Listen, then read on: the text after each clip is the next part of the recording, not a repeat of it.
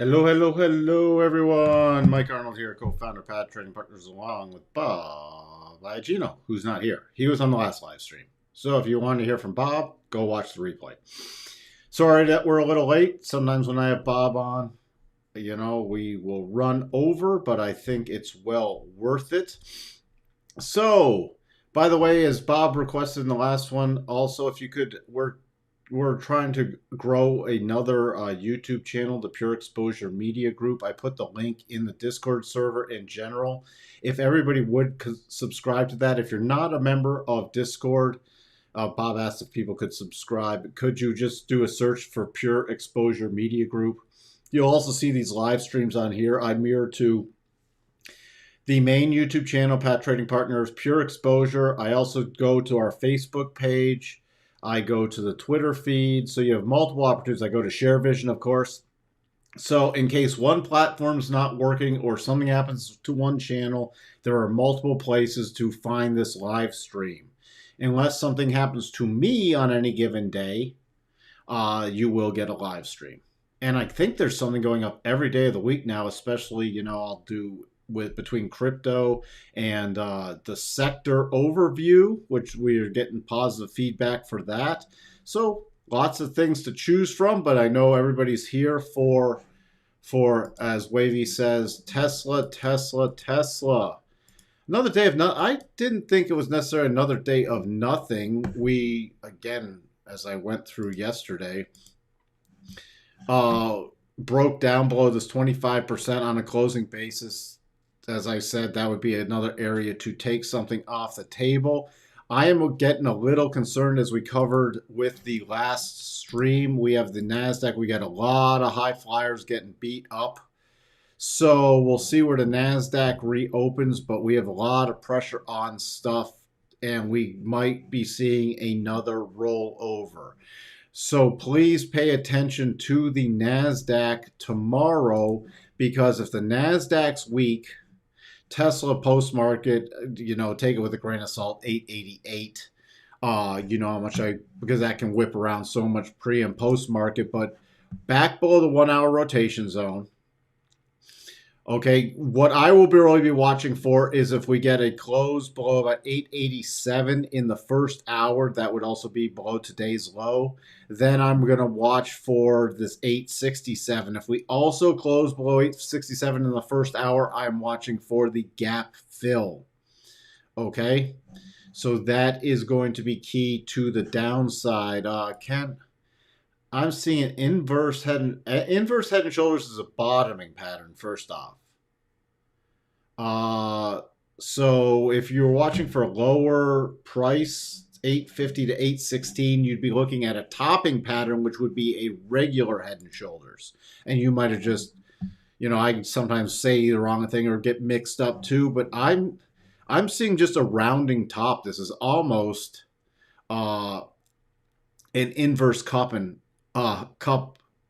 what's that, cup handle pattern, rounding teacup pattern. It's almost so. If we're weak in the NASDAQ, I am definitely watching based off Tesla to further go down. Key line in the sand is this 50. The first key line in the sand is this 50% retracement from the up move. Again, first hour, 1 hour close below there. I'm watching for the gap fill. And then the major thing is on a closing basis tomorrow would be about 840, 889. For if we get a close below there, then I'm watching for a retest of the lows and a breakdown. Now, what would put me in bullish mode tomorrow? Again, see this? Here's why we watch the rotation zone. There's a reason that we have all these parts in here. Or, well, there's a reason I have all these parts in here, because the rotation zones are so key, especially on the 4 hour, the daily, and the weekly. So what would get me bullish tomorrow? Well, we start getting above, let's see. We start getting above, especially on a 4 hour basis, you get a close above this high of 906.56. That is an aggressive 4 hour entry. It would also close probably above the rotation zone. And based off the first 4 hour, it would probably close right at or above the trend line. That would be an aggressive entry then for a continuation long play. And my first raise stop area would be around 962.50, 962.60 with the daily rotation zone. Why is that a raise stop? Because that's the next area where if we rally, I'll watch for a potential rollover move. If we get through there, the next area is the 50. There's a reason that these moving averages are chosen and picked out the way they are, and it's all based off of probabilities. Okay, but that's for the upside. The 1 hour don't have anything. Everything would be keyed off of that 4 hour close. If you wanted to be aggressive, you get a strong rally and you start getting above this level. Okay, even 936. If you start getting above this key area, you can always play in anticipation for a continued up move. And then if it doesn't close for that 4 hour trigger, just take a quick little loss or, get out. I wouldn't be carrying the position. If it broke out, did not trigger that 4 hour and then rolled back over, it would just be, all right, I tried to front run something and it didn't work. So take a quick loss. Because that does not trigger, especially if we break to the upside and then roll over again, that is not bullish. But that is the only aggressive play I have to the upside tomorrow. Everything else is going to be to the downside if the NASDAQ is weak. If the NASDAQ is just and we're still caught in this range of today's low and yesterday's high, it's pretty much for me, it's sit on my hands. Okay? It's sit on my hands at that rate. Why? Because we're in still, now this week we're in a sideways.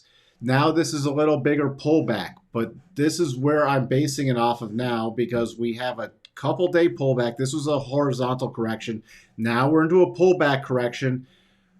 We're still with the downward sloping rotation zone on the daily, and we've not gotten a key close above the 4 hour. You see close right at it, no close, and then back below the 8. So now it's still favoring the lower price action and rotating back down at this point, unless we get that 4 hour trigger. Now let's see. Sorry, I got caught up in here.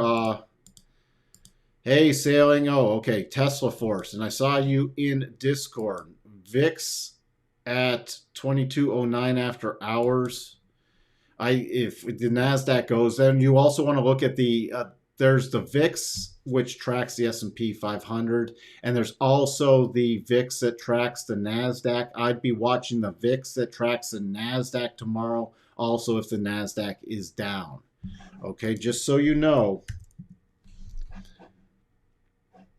Where we have the VIX is a CBOE volatility, and then there's one for the NASDAQ, which is, I'm just looking for it. I forgot what the symbol is. I'll have to look that up again, but there is one that specifically tracks the NASDAQ. That's the one you want to be watching if the NASDAQ rolls over. Hey, Amit, we're glad to have you. Oh, Sailing, never knew you were Tesla Force. See, now we know who each other is. Tesla volume's been light the last 2 days as well. Yep, we're getting a little pullback, but if you start seeing heavier volume come in, again, very good point, Wavy. If you start seeing heavier volume, here is the volume stuff. I don't keep it on the chart. It's pulled back from this, but it's still, if we start to see, and this will also be, I'm putting together a whole volume analysis part of and that'll be in the intro course, I think, that's being worked on right now. Volume components will be part of that, but you had the strong volume on the 2 up days and weaker volume so far on the pullback.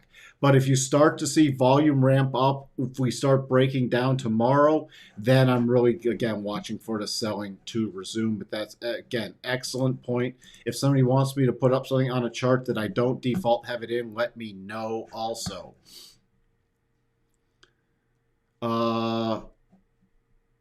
there's not many catalysts, and then selling catalysts, opening of new manufacturing plants.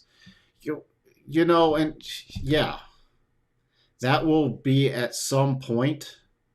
But there are people pumping that since December and November. They were opening in December. No, they're opening this. They're opening January. They're opening this. And then are they opening full capacity or partial capacity? So be a reaction to the general people who follow Tesla. Oh, look, they opened another plant, but I think that will be a very short term catalyst bounce, not a longer term stuff. Again, the macro is also going to trump even what's going on in Tesla from a individual stock perspective. If the Nasdaq just starts getting hammered again, you're going to see Tesla get hammered. And if the S&P rolls over, since it's a component of the S&P, you're going to see more selling pressure on it also from there. So keep that in mind. Is why I wouldn't normally stress, especially when the markets are going up. You can glance in at the S&P and Nasdaq if you're just trading a couple stocks. But when they're down, the macro trumps the micro. Remember that. Mike, can you explain what candle body you look at for the 4-hour trigger for an aggressive buy? It's not a candle body. That's actually taking into account the high. Okay, it's actually a close above this high. It's not above the candle body. It's actually, that's when I will use a high, because that's what will test it out the best for one of the entries. I have other entries that will take into account candle bodies and or retracements and everything else, but I'm just citing the one thing, and it will be on the highs. So that's the key area you're watching tomorrow. Is this? There's technically one, but it's super aggressive based off the final little high. I'm not even going to give that out there, because this is the better trigger based off of probabilities. That's why I'm only listing something. I'm not going to list some slightly lower probability stuff, because enough people will already jump on no matter what. So, yes, got it. Macro is more powerful. Okay? Just remember that, especially in down markets when stuff's getting sold, just as we talked about with Bob in Market Overview. We looked at how many stocks do we look at? People are in there with, PayPal getting hit, Snapchat, Spotify, Etsy, Twitter. What else? I mean, how many did we go through that were just ARK getting hit again? Here's ARK again. I know I'm going to touch on this because Tesla's still a big component of ARK. And when it can't even get to a double bottom, when it can't even get to the first target, and this isn't stopped out yet, by the way, but when it can't even get to the first target, that is horrible for probabilities of a sustained move. That generally, when we can't get to the first target and we roll over and this pattern gets stopped out, it's actually a major strong signal to go the other way. This is not stopped out yet. Okay? And I'm not bullish on ARK longer term. I just actually thought it'd be able to get enough strength to get back to 80, which it hasn't. But, this keeps rolling down, and there's a ton of junk in this portfolio. But if this keeps going down, you get more redemptions. It will affect Tesla, because she will also have to. Tesla's holding up for her still, so she will have to unwind a bit of that also. Okay? So that's why some of these things you're going to have to put on, if you really want to be a well-seasoned trader and even investor. And when I say trader, I'm not talking you have to trade to 5 minute. But I put swing trading or short-term trading, even if your time frame is 3 to 4 weeks of trading something, you're a trader. Okay? So if you want to be a smart, well-informed trader, you have to be looking around. And as we've talked about with Tesla, and I've relayed this, more and more people now get it, going through the time frames. Like, you're going to go to your 1 hour, your 4 hour, your daily, your weekly at least. And then the shorter people are going to go to the 5 and 15s. Now that you've got that down, make sure you're going through the multiple time frames and stuff like the NASDAQ. Glance at, the VIX. For people who really know what you're doing, glance at the tick and the trend.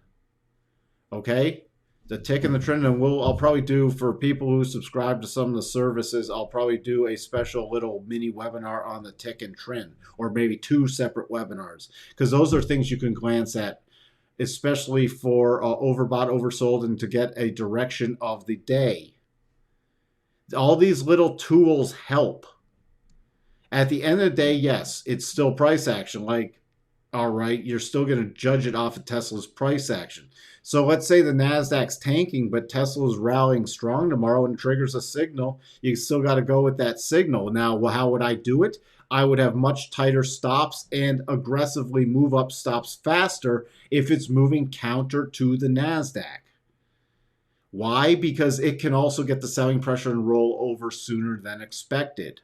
But you still got to take the signals that are valid. You just helping to look at the macro can help round you out as a trader, and it puts things in context, okay? Context is very key. It's just like we talked about a couple times, where candlestick patterns matter in the location. Okay, a doji in the middle of consolidation is very different than a doji at the top or bottom of a major trend. Okay, a hammer candlestick is very different at the bottom or top than it is in the middle of consolidation. Even things like bullish or bearish engulfing lines.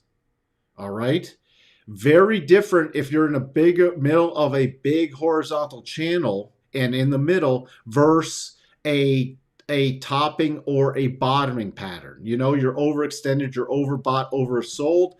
Engulfing patterns have a very different meaning than something in congestion or consolidation. I was just seeing if there's anything on this chart that jumped out at me. Aren't many great engulfing patterns here. Okay, so that's where something is going to, real context matters. So that's why looking at more stuff in the market as you get more advanced, not to overwhelm anybody, but looking at more things in the market that you can take into account, even if you're just trading Tesla, will help you analyze, do I get more aggressive with taking profits? Do I get more aggressive with moving stops? Okay, it's still rallying against the market, but now I have a double top pattern. Okay, this is now at least areas I have to move up my stops because it could then reverse with the markets. And I'm saying that in context also why I'm longer term bearish, and I'm not talking from a fundamental standpoint, is we actually triggered a very big macro pattern also on Tesla, which favors longer term downside price action. And until this pattern is invalidated, I have to go with the longer term price action from a micro standpoint in conjunction with the longer term price action from a macro standpoint. All right. Any other questions for me before I wrap this up? Again, if you got on patterns, this is great areas, as we talked yesterday, you know, to take something off, at least get your stop to break even or higher. So if it rolls back down, fine, I'm out. And then you watch for another bottoming pattern because you can always get back in. If it continues and you got out, I know some people got out of partial long positions today. If it reverses tomorrow, then you get the decision. Do I add back something? All right. Or where's my next level on a continued rally? I'm raising stops again and or taking profits. That's what it comes down to. Hey, Dan Jet, thanks for joining. Let's see. Lots of people who got in post-ER are wondering when to stop out. Yeah, 900 to dip below there. I already said where my first trailing stop would be. First off, I'm going to state this one more time. I think more people should start looking at this. I like to take off into strength. We got to the top of the rotation zone, and it gave multiple exits at the top of the 4-hour rotation zone. I like to take off at least something into strength at key levels. My major rotation zones are the 4-hour and daily and, of course, weekly. Second to that was, okay, we start getting the, key close today, intraday below that 25, essentially where it closed also today. Why? Because if it does continue lower, then you've locked in something.